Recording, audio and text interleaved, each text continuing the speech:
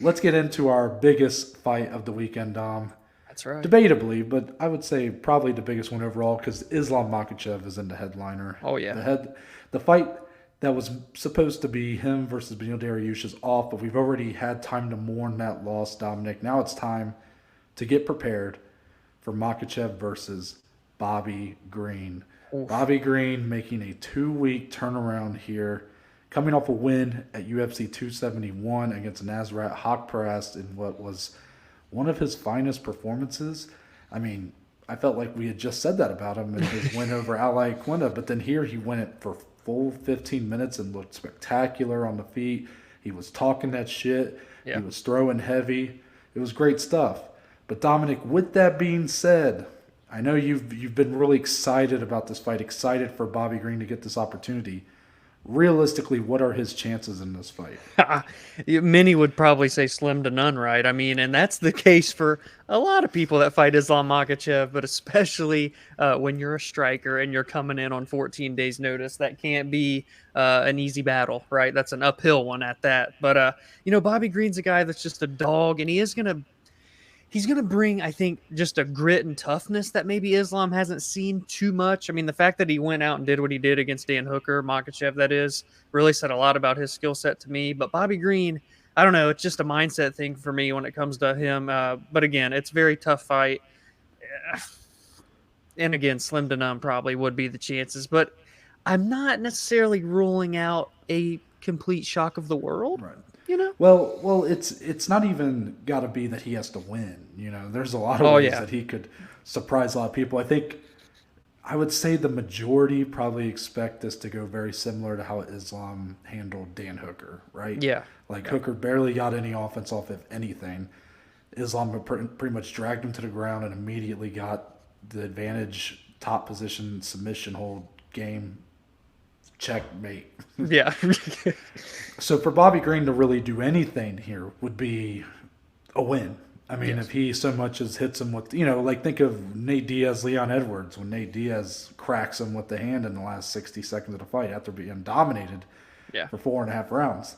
Something like that, or even goes the distance or goes the majority of the fight. I Hmm. think there's a lot of ways that Bobby Green can walk away from this with a win theoretically. Now, I think it's interesting that when we kind of look at this fight, I've been comparing Bobby Green a little bit here to kind of where Jorge Masvidal found himself in 2019. He had that knockout of Darren Till, a fight most people thought Till was going to win. That was Till coming off of his loss to Tyron Woodley for the title, so it felt like just a bounce back fight. Masvidal goes in there and cracks him. Then he gets that Ben Askren fight. Again, a lot of shit talking in the build up. Yeah. A lot of people starting to kind of get behind Masvidal. They liked his personality starting to show through a little more. Then he goes out there and does the 5 second knockout, and then he had basically the fans eating out of his hands for about a year. Yeah. I could see Bobby Green having a similar effect here. I'm not saying that I think he's going to win, but if he were to win, I Oh, mean, one of the, I mean, the world is his at that point. I'm not sure if it'll be Masvidal level, but something similar, yeah, probably. And also Dominic, I think it's fair to is it fair to compare this fight to when Habib had to fight Ally Quinta for the title on just a couple days notice after mm, all the shitstorm that was that fight week for UFC 223 where Habib was supposed to fight Tony. Tony trips on a cable. Then you have like Max Holloway set the fight and Connor with the dolly. I mean, all this shit that goes on, and eventually it's Ally Quinta, who was I don't even was he ranked inside the he top was 10? I just can't. barely ranked. That's why they justified it. Yeah, Yeah. because I know they wouldn't let Paul Felder step in because he Yeah. wasn't ranked high enough or something. I don't know, but this feels a little bit like that. Like I'm trying to go in and not have super high expectations for Islam because yes, I understand that he needs to win this. Like if he loses this fight, it's a pretty big blow Oh, to yeah. him. But even if he wins and maybe shows some sort of susceptibility, I'm not going to necessarily use it as a way to say, well, he doesn't deserve a title shot following this, even if he wins. Like I'm not going to do that. All I need to see from Islam Makhachev is composure, win the fight, and you get the title shot. Don't let it, if it's very close and like maybe people think Bobby should have won on the scorecards, if it's like a robbery or something, that's one thing. But even then, like, I mean, it's hard to deny Be this 10 guy in a even row. now. Yeah. I mean, in another world, he's probably fighting for the title already. Yeah. But where, based on where we're at, I think all he's got to do is win here. But I just don't know, Dominic, if the fan base is going to be fully behind it. If there's some susceptibility, like, do you think if there's any holes exposed, whether it's when they're on the feed, if Bobby Green's just like piecing up Islam and he's kind of having to dive for some takedowns or something like that, do you feel like the fan base may turn on him a little bit, and kind of like how Habib sort of, it felt like people were sort of saying, well, Habib's hands got exposed in that mock or in the Iquina fight. Yeah. So could you see something like that happening here with Makhachev? Yeah, MMA fans are always fun, so I could definitely see something So like that. fickle. Yeah. I could definitely see something like that. Also, because I just feel like Bobby Green, truthfully, is like a fan favorite going into this fight. So they're going to be behind him regardless. Not that people don't want to see Islam win, but now it's like a whole different dynamic in terms of the fight. And by the way, if we're talking title shots, no, if Bobby Green comes in here and does shock the world, we're talking a guy that could quite literally go from no ranking to hopscotching the most stacked division in the UFC. No, if he wins, does he get a title fight?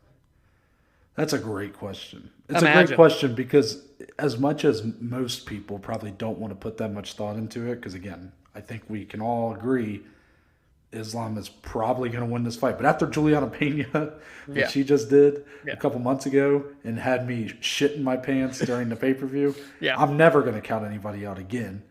But even though everybody kind of assumes Islam's going to win, I think that is a fair thing to consider here. Because if Bobby Green goes from unranked, has been fighting, Hawk Parast is kind of he's a right there, but Thiago Moises beat Bobby, who was in top 15 for a second. I mean, Yeah. Bobby Green hasn't really been fighting necessarily top 15 guys. Outside of, I guess, Thiago Moises would kind of be in that range, and Hawk Fizayev's Parast- there now, but Well, Fizayev, yes, that's a good point. But he's losing, I guess, those Yeah, fights against yeah. those guys. If he goes in here and beats Islam Makhachev, it's going to be really hard to deny him, but not as hard as it would be to deny Islam Makhachev with the win here. oh because- yes, of course. And I mean, I think that's kind of a given, but I mean, the title fight itself, when it plays out between Charles Oliveira and Justin Gaethje, if Gaethje wins, I definitely am not sure if Bobby Green just jumps right in. I mean, you might get Poirier, Gaethje 2.